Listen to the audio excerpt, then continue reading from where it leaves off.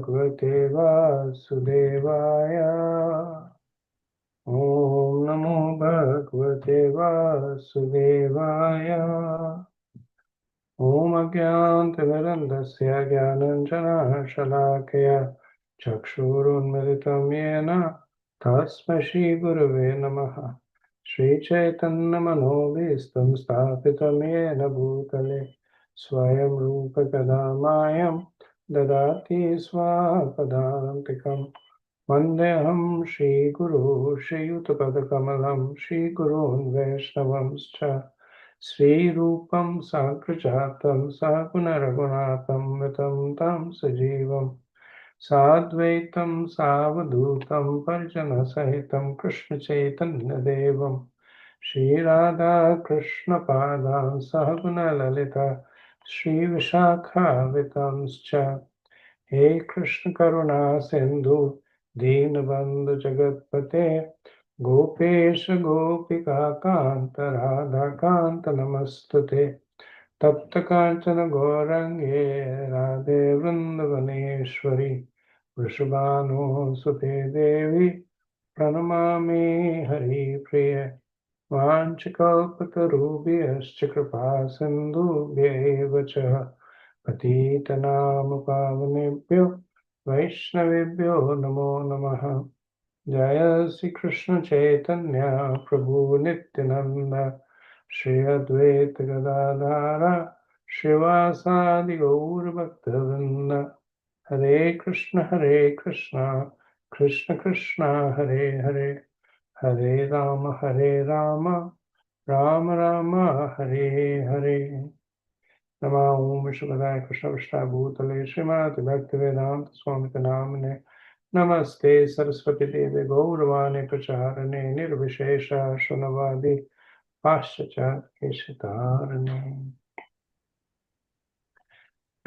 Okay, once again, thank you for being here and happy to be back in the Association of Devotees. I wanted to thank Rup Raghunath Prabhu and Bhakti Vinod Prabhu for giving wonderful classes and I listened to the recordings, definitely learned a lot from them. So thank you, Prabhus. Over to you, Rup Raghunath Prabhu. Yeah, Prabhuji, Hare Krishna and welcome back. I think everyone was missing you. That's what they expressed in the last 3 weeks. For today's agenda, I think we'll start with a group presentation. It is Sankarshna group on chapter 10.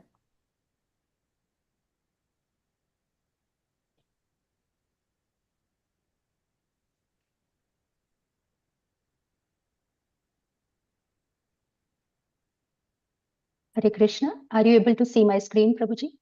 Yes, Mataji. Bharti Mata, you are in mute.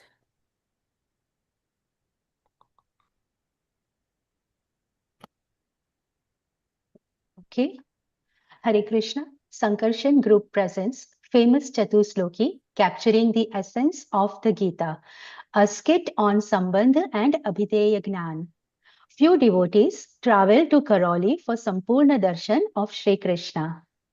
Are we all packed? Yes, everything, including prasadam. What about the Bhagavad Gita? Packed, and even its essence, Bhagavad Gita 10.8 through 10.11, the famous Chatushloki Gita, the whole Gita in a nutshell. Wow, now that is efficient packing. Imagine the whole Gita in a nutshell. Okay. Madan Mohan, Sambandh Gnan.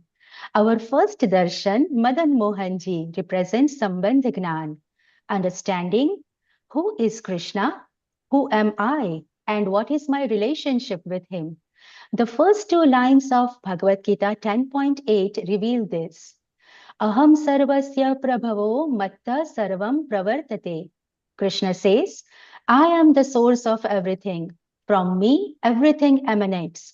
So first we understand Krishna is the source of all spiritual and material existence.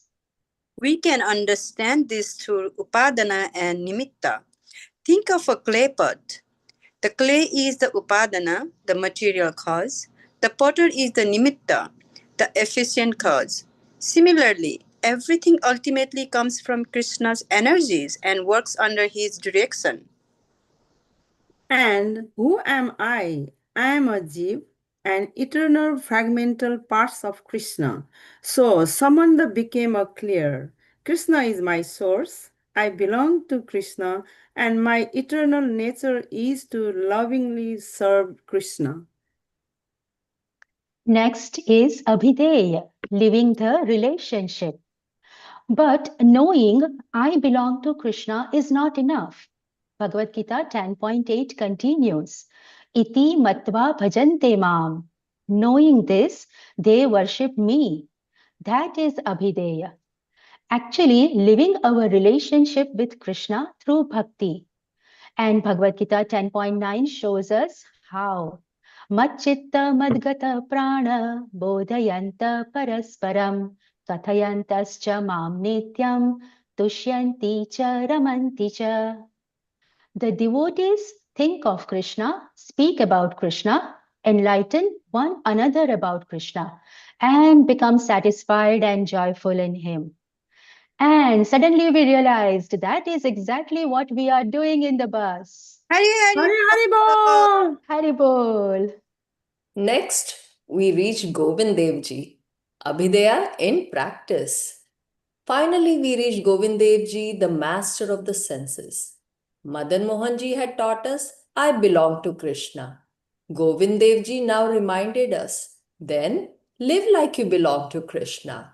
With my mind, Smaranam, remember him. With my ears, Shravanam, hear about him. With my voice, Kirtanam, chant and speak about him. And with the devotees, Bodhayanta Parasparam, help one another, remember Krishna. This is Abhideya Gyan. Not merely knowing my relationship with Krishna, but living it through bhakti. And finally, we come to Gopinath Ji, the Lord of the Gopis. Here, our journey culminates in Prayojana, the ultimate goal, Prema Bhakti, pure love for Krishna. Even Bhagavad Gita 10.8 gives us a glimpse in its final words, Buddha Bhava Samanvitaha. The enlightened devotees worship Krishna with deep devotion and loving emotion. And Bhagavad Gita 10.10 and 10.11 explain how Krishna personally guides his devoted bhaktas from within the heart and destroys the darkness of ignorance with a shining lamp of knowledge. So, our Chatusloki Gita gave us the complete roadmap of the Bhagavad Gita. Sambandha, know the relationship. Abhideya, live the relationship. And Prayojana, perfect the relationship in Prema Bhakti. And our Sampurna Darshan gave us the roadmap to see Sri Krishna, from Madan Mohan Ji's Sambandha to Govind Dev Ji's Abhideya, and finally Gopinath Ji's Prayojana. Hare Hare Krishna! Hare Krishna. Hare Krishna. Thank you. Very nice. I really love the way that you correlated it with our deities, and taking shelter of them helps us develop that particular mood. Amongst our acharyas, Rupa Goswami is in charge of Sambandha Gyan, and that's why so much focus on him. 2 of the 4 Bhakti Shastri books are by Rupa Goswami, Nectar of Devotion, Nectar of Instruction. So thank you for developing the theme and presenting it so in such a interesting way. Hare Krishna. Okay, so we can pause here and see if there is any questions or comments on chapter 10 or any of the chapters prior to that.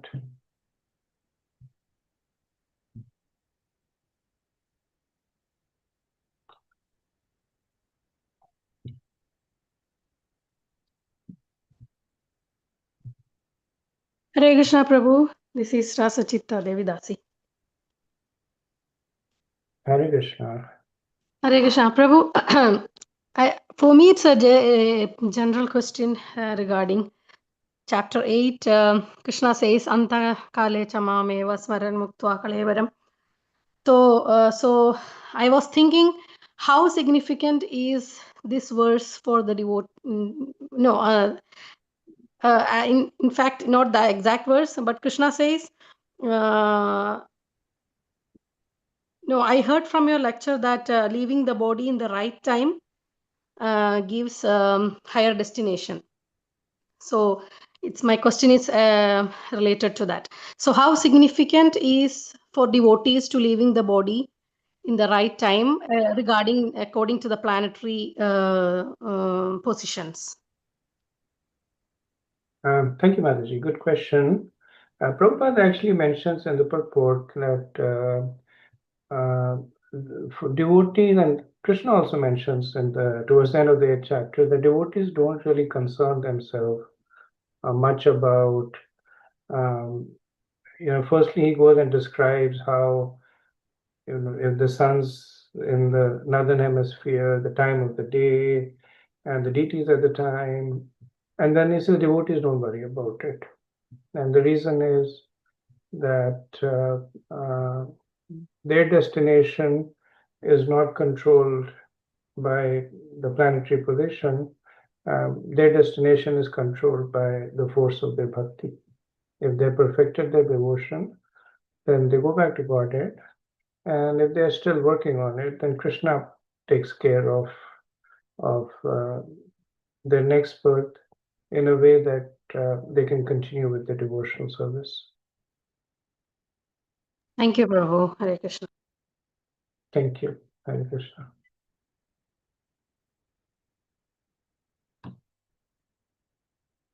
Okay, so if there are no more questions, we can start with our 11th chapter.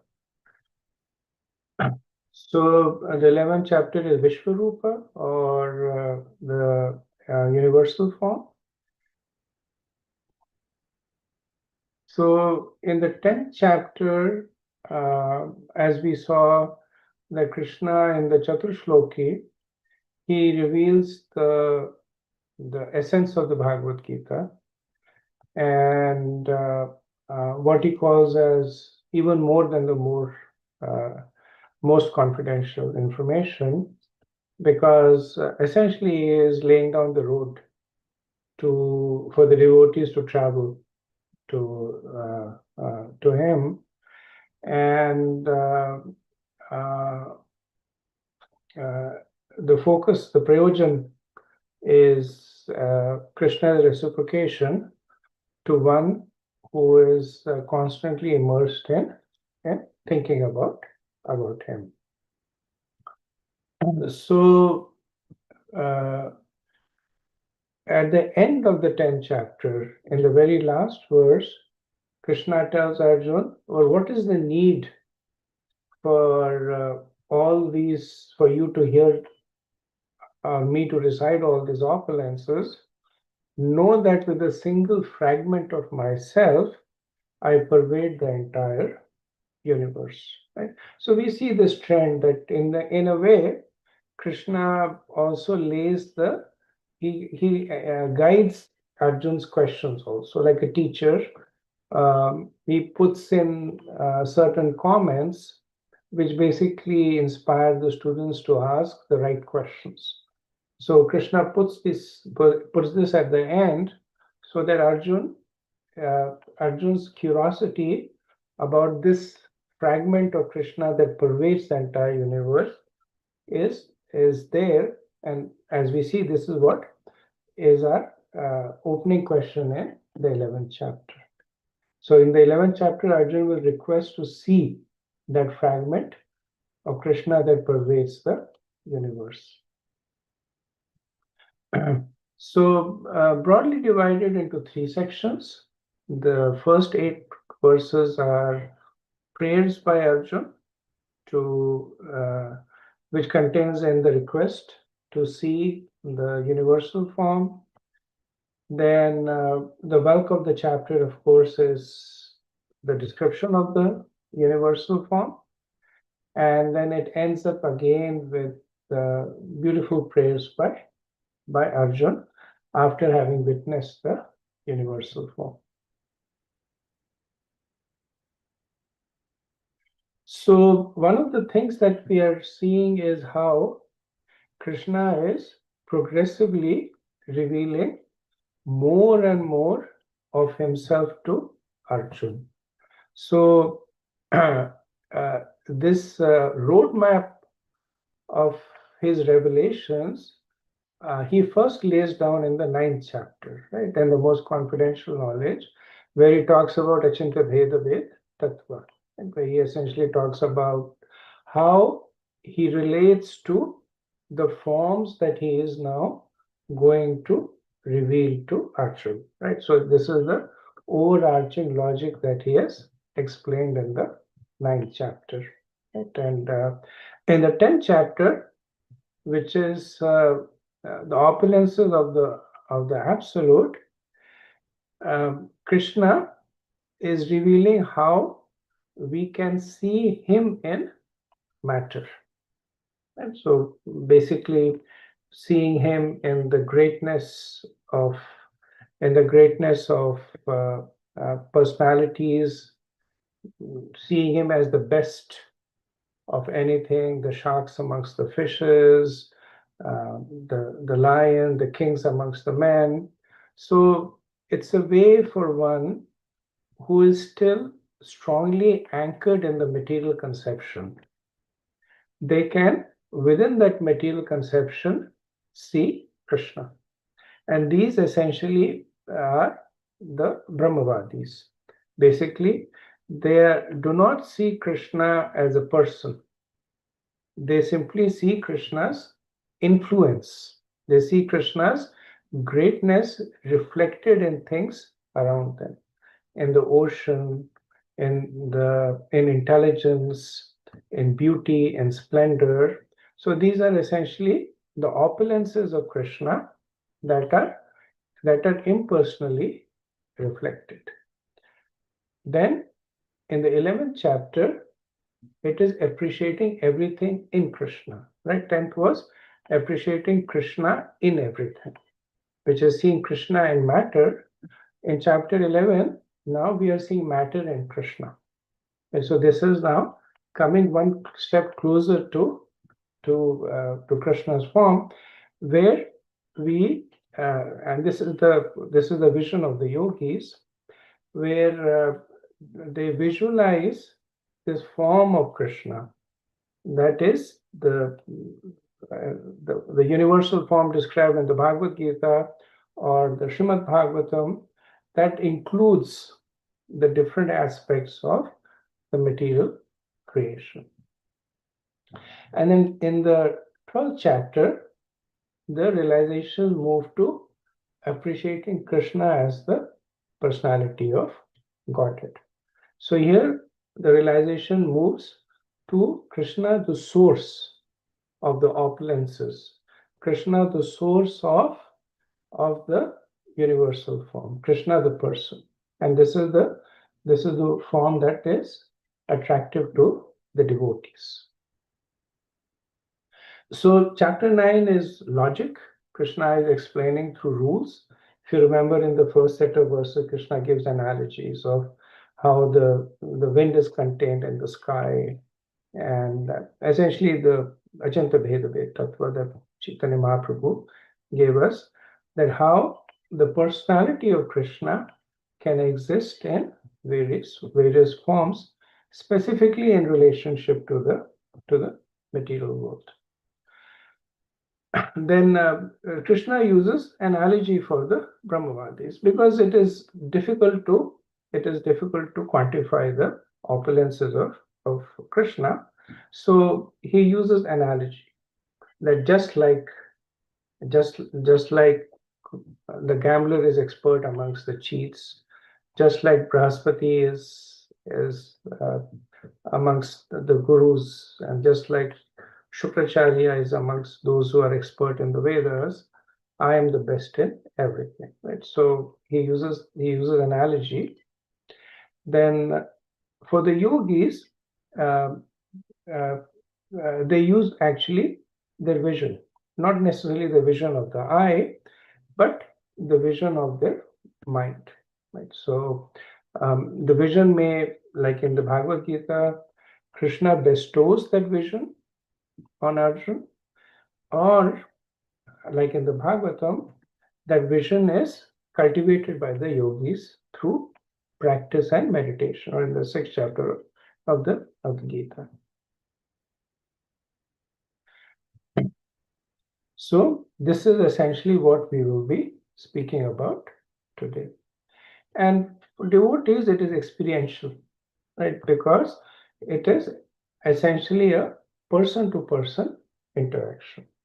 And one actually aspires to come face-to-face, develop a personal relationship with Krishna, right? So this is how we see Krishna getting us successively closer and closer to his personal form. So as I mentioned, the first 8 verses are Arjuna's request to Krishna to see the universal form. And one of the questions that is asked is that in the 10th chapter, after hearing the Chaturshloki and after understanding the essence of Sambandha, Bheda, and Prayojan, Arjuna should have advanced to the, at least notionally, to the stage of perfection. So why is he still asking Krishna to reveal his universal form? And Acharyas gave 3 reasons that motivates Arjuna. One is the nature of devotees, that they want to know everything about the Lord. And that's the nature of love, that if you love somebody, you want to know everything about them. Like we have people who are very much taken in by movie stars, and they want to know everything about them. What do they eat for breakfast, and what are the relationships they're in, what kind of clothes they wear. It's just a reflection of their attraction. So similarly, Arjuna has, as a devotee, he obviously has a lot of attraction for Krishna, and he wants to know everything that is to be known about him. Then Prabhupada says that Arjuna also does that to set a standard for future gods. And Prabhupada mentions that in the age of Kali, there will be hundreds and thousands of people who will come pretending to be God. But this would be the litmus test. That just like Arjuna asks Krishna, and Krishna responds by showing the universal form, if somebody claims to be God, then they should be able to do the same. And then finally, it is, I'm sorry, this was the 3rd reason. The 2nd reason is Arjuna, for our benefit, wants to show beyond the shadow of doubt that Krishna is indeed God, right? And closely related to the 3rd, that is establishing a standard for future gods, so-called gods, right? So there is his personal curiosity. He wants to prove to the future readers of Bhagavad Gita like us that Krishna is God. He wants to establish a standard by which future claimants of gods can be evaluated against. Okay, so now we come to the description of the universal form. So the universal form is it's obviously a challenging feat. Like if somebody comes and says, "Can you describe the sunset?" and words will always come short, because it's a lot more than just like a pinkish sky, and the serene environment, there is a lot more that one experiences. So that is why, even though there are different ways in which the universal form is described, at the end of the day, it gives a hint of the experience, right? And we see that here it is described as decorated with many celestial ornaments, many divine upraised weapons, celestial garlands and garments, divine scents were smeared. All of them were wondrous, unlimited, and all expanding. If hundreds and thousands of suns were to rise at once, the radiance might resemble the effulgence of the Supreme Person. So we see that the universal form is actually described 3 times. Once by Krishna himself, the second time by Sanjay, and the third time by Arjuna. And Krishna describes it in more as a heads up, that very in a summary way, that expect to see something that is going to bewilder you with awe.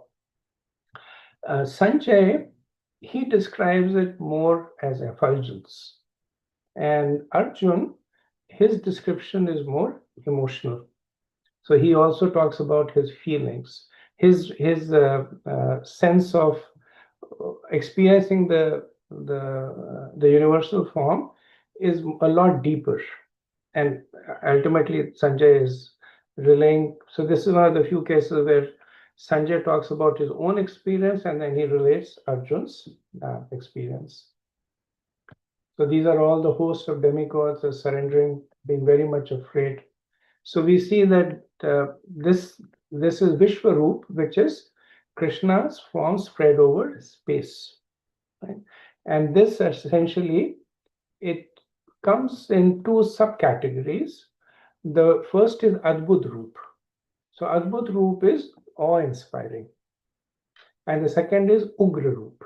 So Ugra Roop is awe mixed with fear, right? So we see over here that the devas are giving prayers. They are saying swasti, swasti, swasti. So there is an element of fear, and there is also the element of awe, of the effulgence, of the enormity of how it is spread over the universe. So after the Vishwaroop, Arjun describes what is known as the Kal Roop. And just like the Vishwaroop evokes 2 kinds of sentiments, which is Adbhut, awe and reverence, and Ugra, or mixed with fear. The Kal Roop evokes what is known as Ghora. Ghora is ghastliness. So ghastliness is fear mixed with distaste. It's like one may be fearful when an animal comes and attacks the person, right? That's one kind of fear. Or if one steps into the dark in a dark room and accidentally stumbles upon a corpse, right? That is another kind of fear. But the latter is, there is a lot of revulsion. There is ghastliness over there. So the Kal Roop, which essentially is Krishna as the form of destroyer, evokes this Ghora bhav in Arjun. And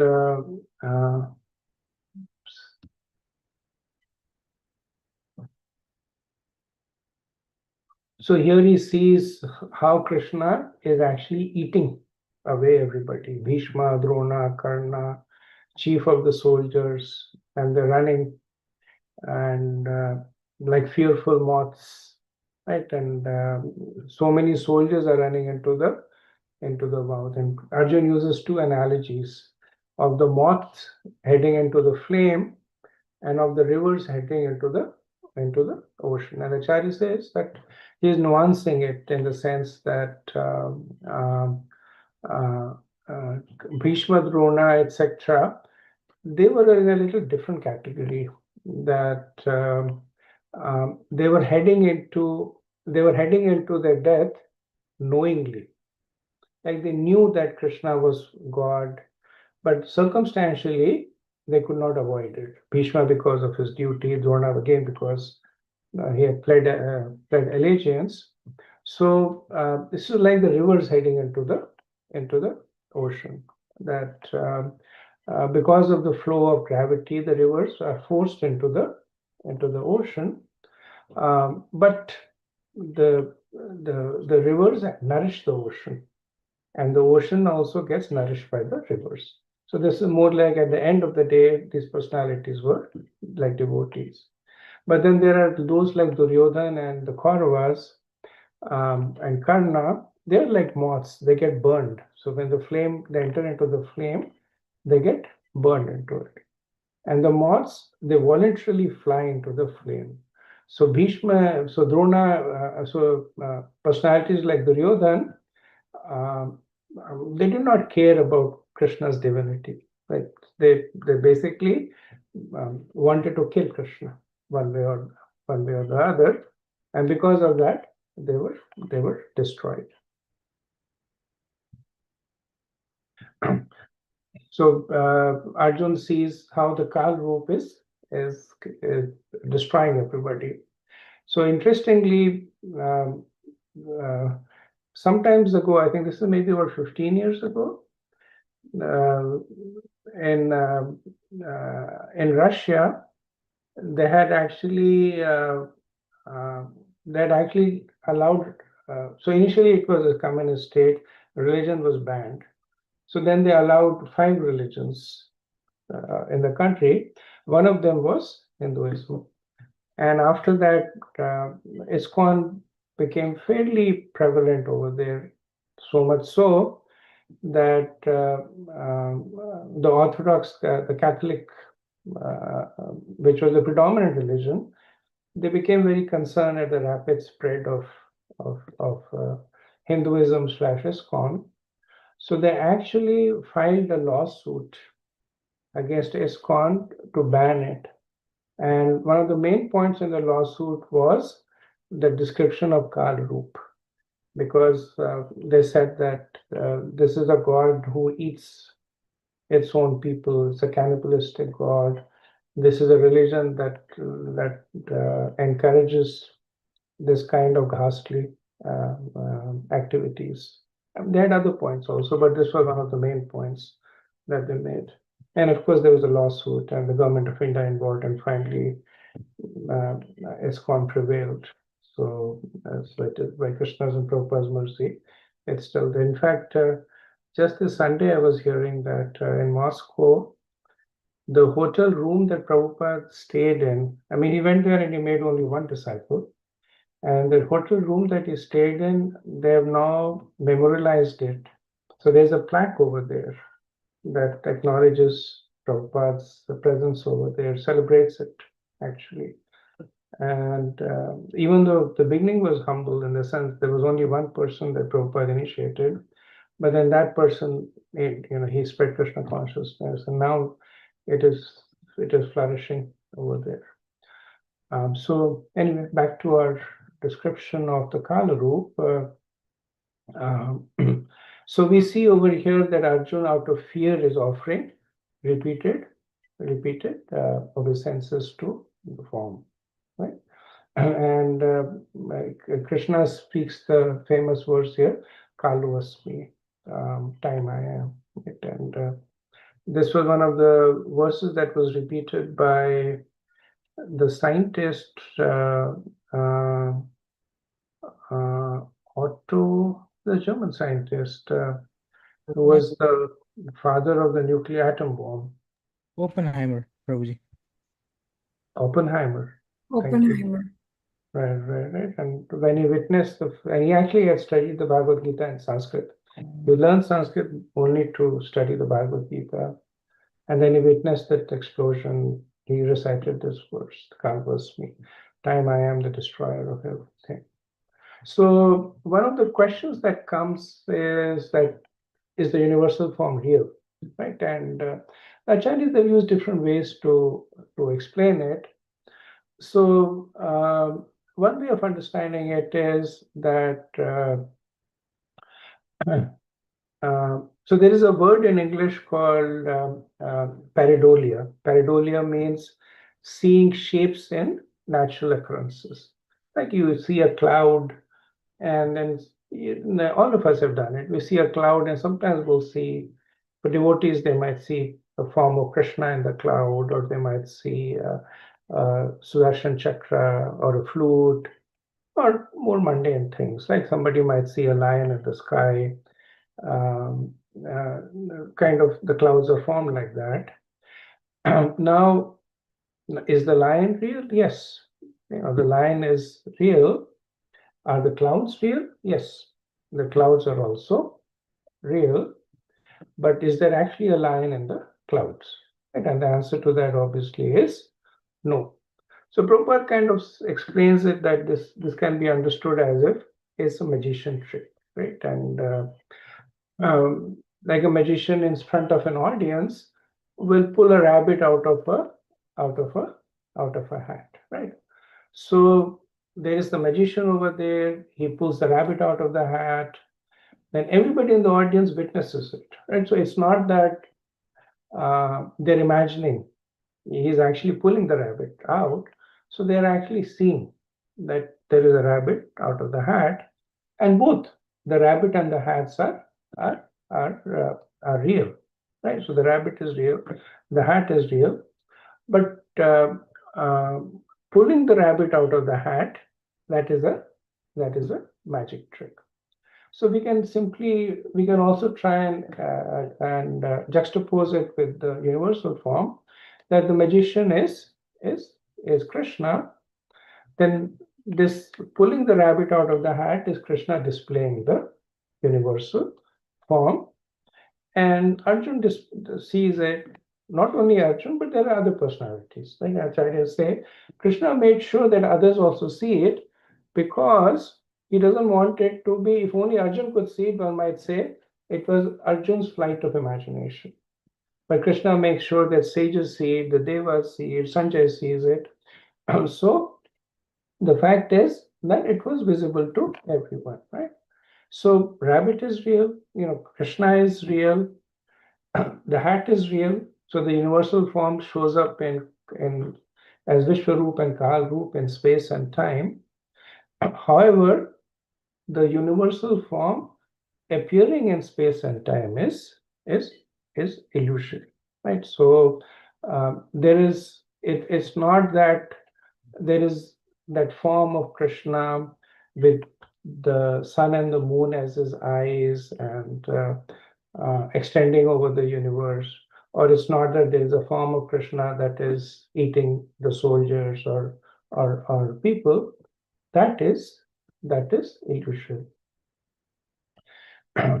So Krishna shows the universal form in the material nature. Krishna is real.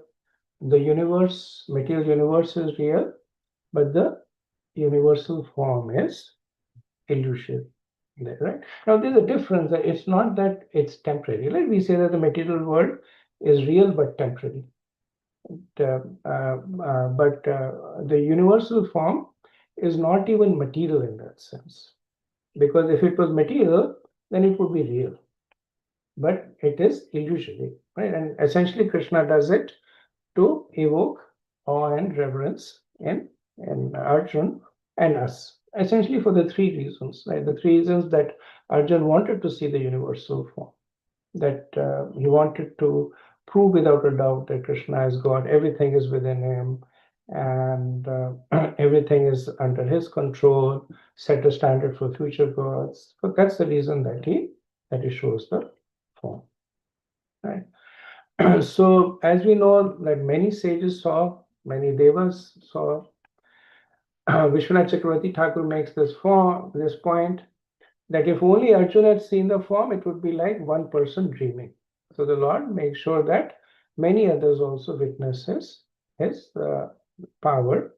The form represents space and time. So these are the two defining characteristics in the material realm, right? So if you have to meet somebody, you'll say that I'll meet you at such and such place at such and such time. That uniquely defines a person's existence at that particular point of time, right? So in the material world, space and time are the defining characteristics, right? So the Vishwaroop and Kalaroop, they're illusions created by Krishna to make this point to Arjun that everything rests in him. Space, time, all the directions, everything rests, right? So in conclusion, the Virat Roop is an imagination of, or it's for the imagination of the speculative philosophers who are unable to adjust to the eternal two-handed form of Lord Shri Krishna. This is Prabhupada's statement. Then he also says that devotees who are correctly situated in a transcendental relationship with Krishna are attracted by loving feature, not by a godless display of opulence.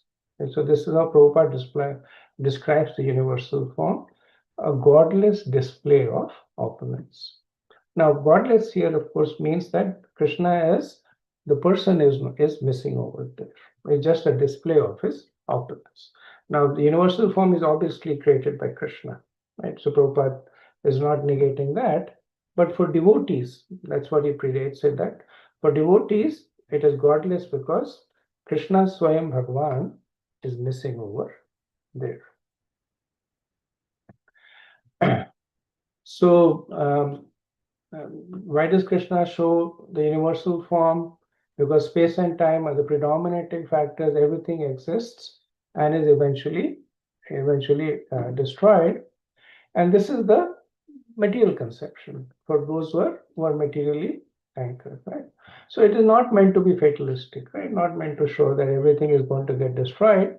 It is meant to inspire one who have that notion, who are unable to approach Krishna as a person. It is to inspire faith in them that everything that you see around you, and there are people who are odd by nature, right? This is that all that nature is within Krishna. There are people who are inspired by this passage of time. They're historians, futurists, or there are people who are trying to conquer death. All that is by Krishna. So ultimately, it should lead to devotion. So it ends with prayers by Arjun, which is the reason that Krishna is showing that form. Right? Now, Arjun, of course, is a pure devotee, but at this time is playing that role. That one who's materially anchored, once perceives this universal form or hears about him, then he develops faith in Krishna. And Arjun says, I offer my respectful obeisance 1,000 times over and over again.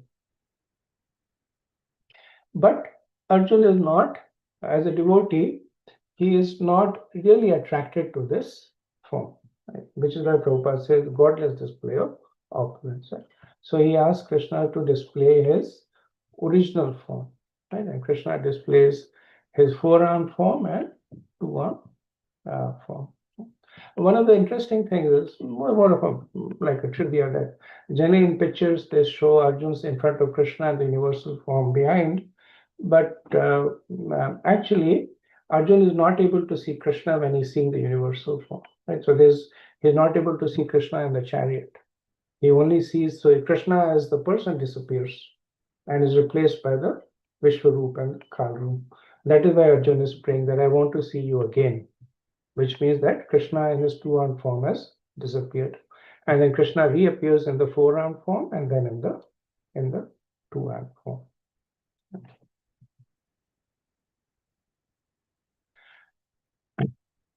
So why does Krishna not accept, why does Arjun not accept the universal form? Because he's a devotee, right? He is in Sakhya Ras, and he's attached to Krishna's personal form.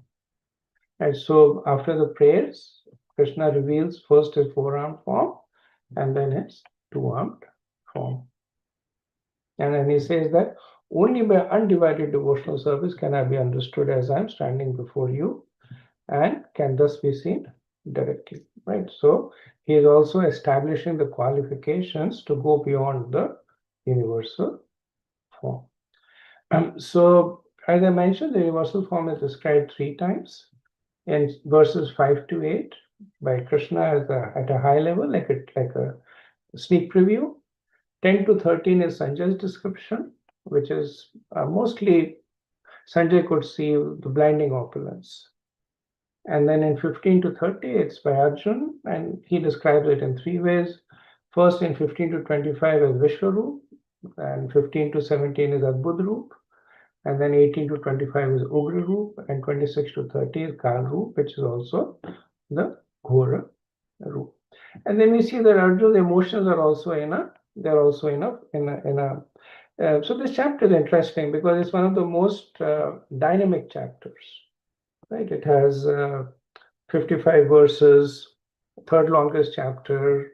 It also has the most number of verses in prose. Prose means that they're not in meter. Otherwise, most of them are in the Anustubh Chanda. Some of them are in Trishtubh, but most of these verses in this chapter, they do not follow a meter. They're just like spoken. And the reason, of course, is that because of the emotional turmoil, Arjun is simply speaking as opposed to composing in a meter there. We also see that there is a lot of change in Arjun's emotional states. Right? He starts, 10th chapter is finished. Arjun is happy that his friend Krishna is the Supreme Personality of God. And it starts in a Dainya ras. Like he's overflowing with love and affection for Krishna. And then he begs Krishna to show the fragment, right? Then it becomes Aishwarya Bhav when he sees the Adbhut Roop. And then after that, it is awe and reverence mixed with fear. Right? And when he sees the Ugra Bhav. And then it is Ghora Roop when he sees the Kal Roop, which is the mode of ghastliness. And then when Krishna again shows his 4-armed and 2-armed, Arjun says that now I am peaceful. Again Shanta, he becomes happy and peaceful. Right? So we see Arjun going through this whole gamut of emotions in this chapter. So there are 10 verses that are considered to represent the essence of the Bhagavad Gita. So we did the Chaturshloki 10, 8, 11, which talk about Sambandha, Vidya, Prayojan. Then the 3 Shloki we'll do in Purushottam Yoga 15th chapter, which talks about, Krishna says there are 3 things, the fallible, the infallible, and me. It talks everything in the creation is one of the 3. Then 1865 is Gita Rahasya. This is the Manmanabha Mat Bhakto talking about the way to Krishna's devotion. Charan Shloki is the famous 1866. Sarvadharam Pratyajaya Mamekam Sharanam Bhaj. And the last verse in this chapter, 1155, is considered to be the essence of devotional service, or actually the essence of spiritual endeavor. So it is summarized in 65, 66, and it also contains. So the verse, we obviously don't have time to do it. I do it in the lecture, but the verse contains the other 4.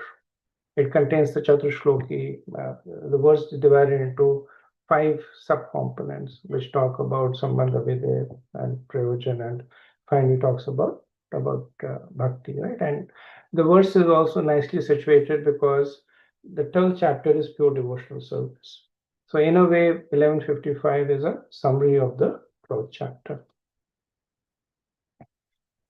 So summary, Arjun requests Krishna to show the universal form. Krishna agrees, but first grants him divine vision. There's a lot of discussion about what is the vision that Arjun is given by Krishna.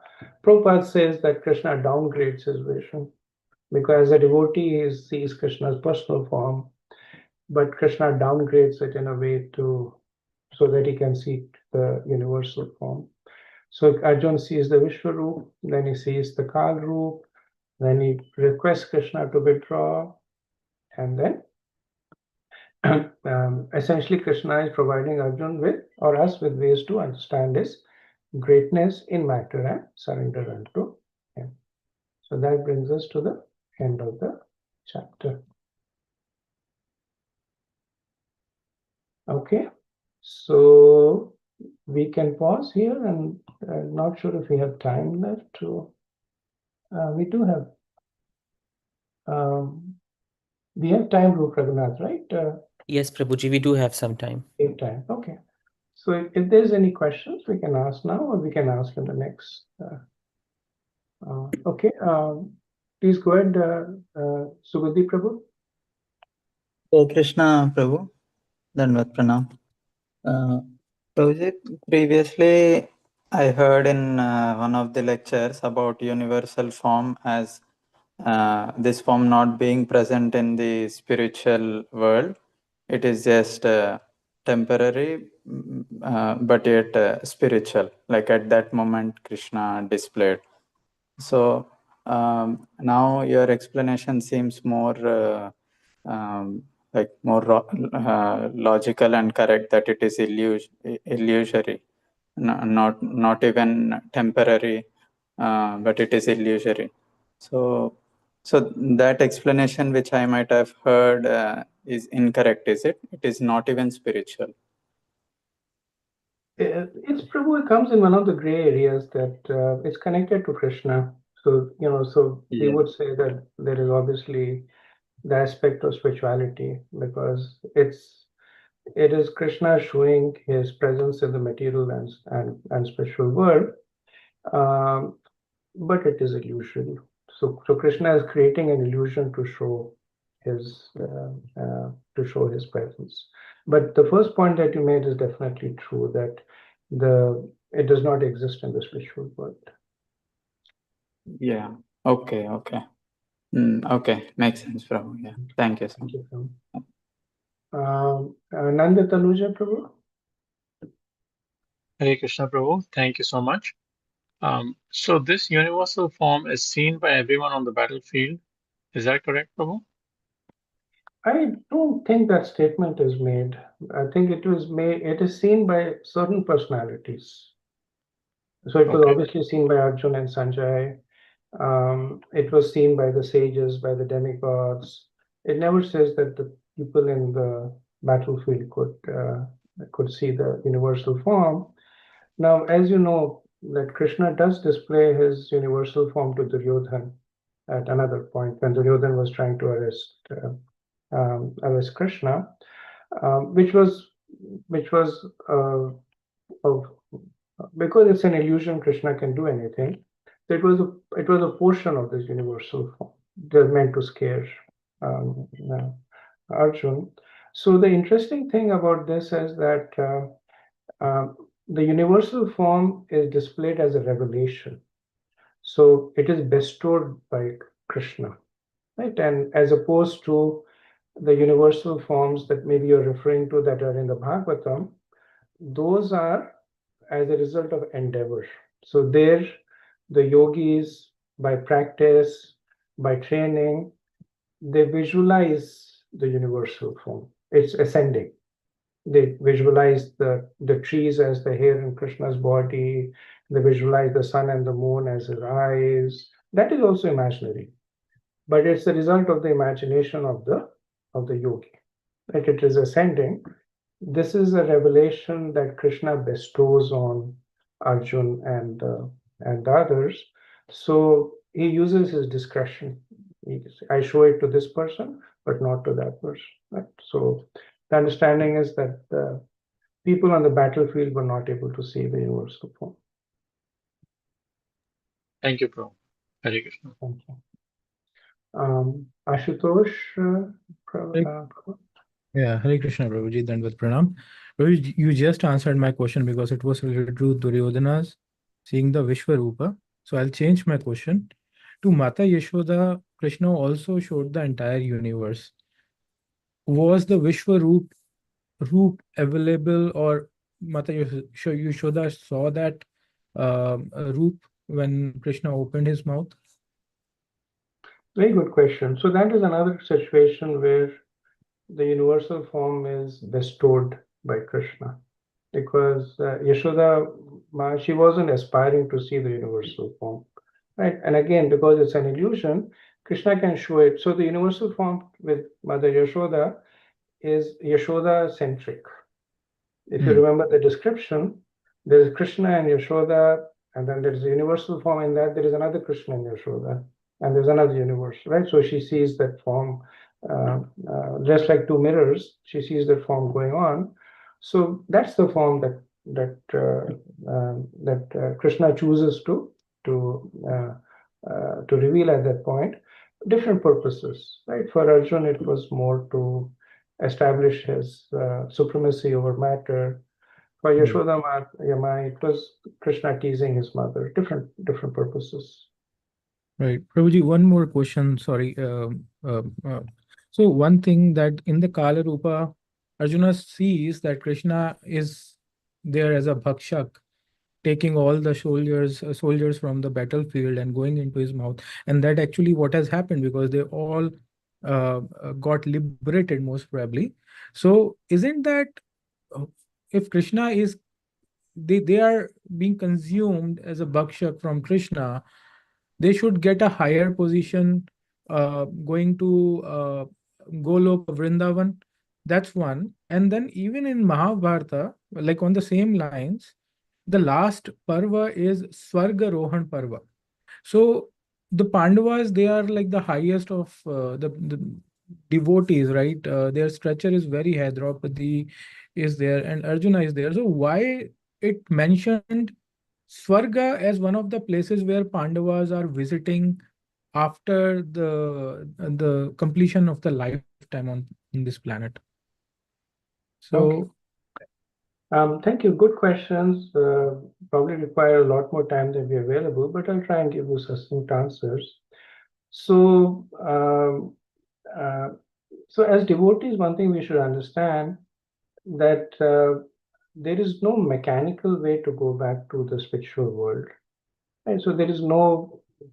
So sometimes people say that you die with Krishna's hand, you go back to the spiritual world, or you die in the presence of Krishna, you go back to the spiritual world, or you die thinking about Krishna, you go back to spiritual world. These are mnemonics, so they help. But entry into the spiritual world is by invitation only.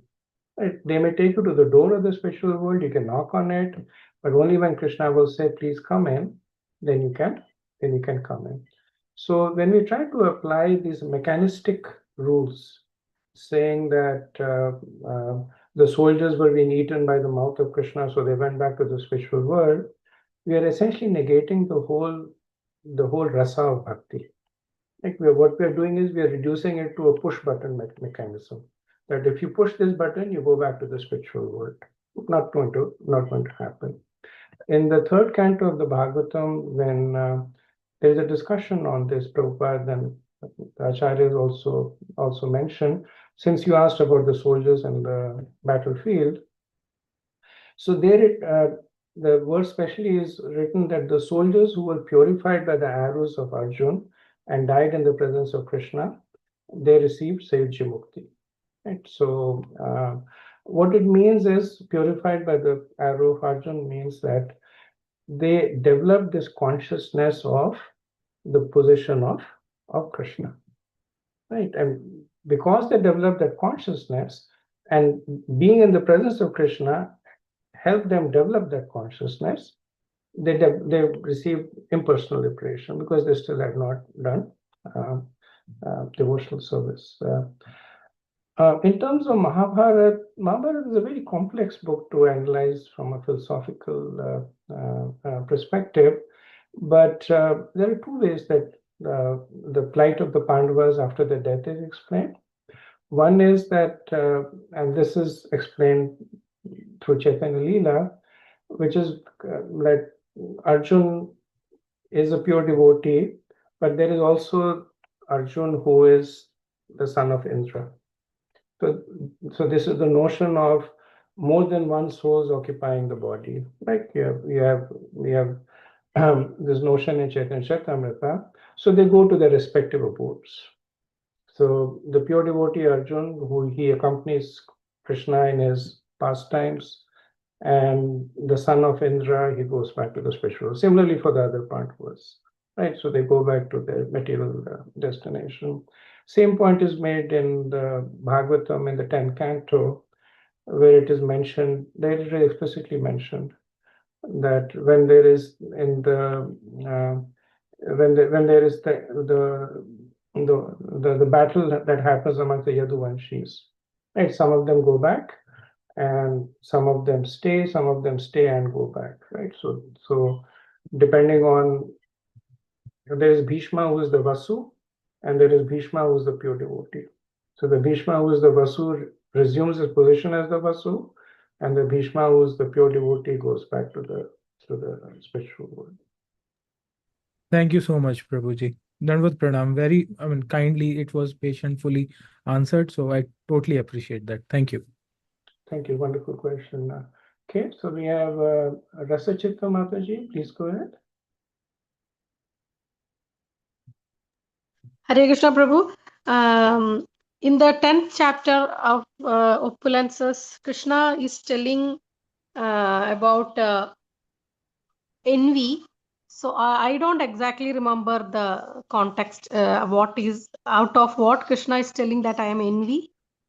Can you please clarify, Prabhu? Krishna says that he is envy.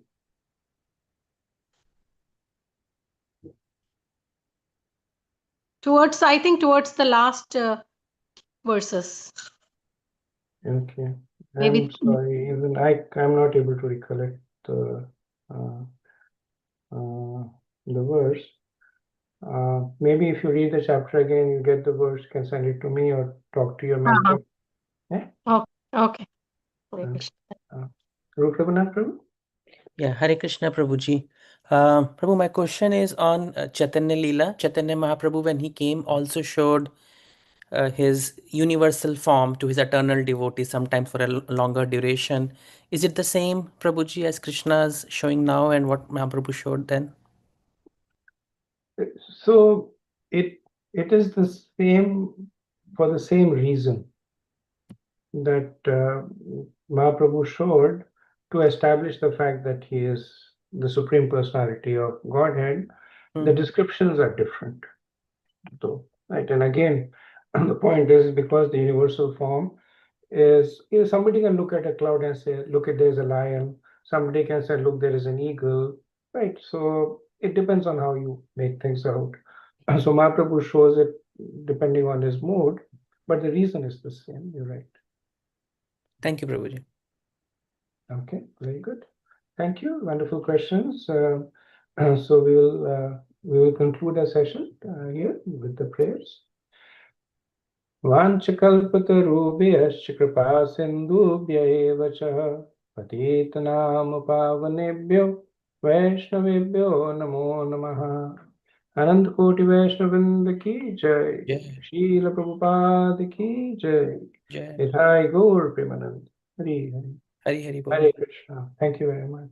Hare Krishna. Hare Krishna. Hare Krishna. Hare Krishna. Thank you, Prabhuji. Hare Krishna. Hare Krishna. Thank you, Prabhuji.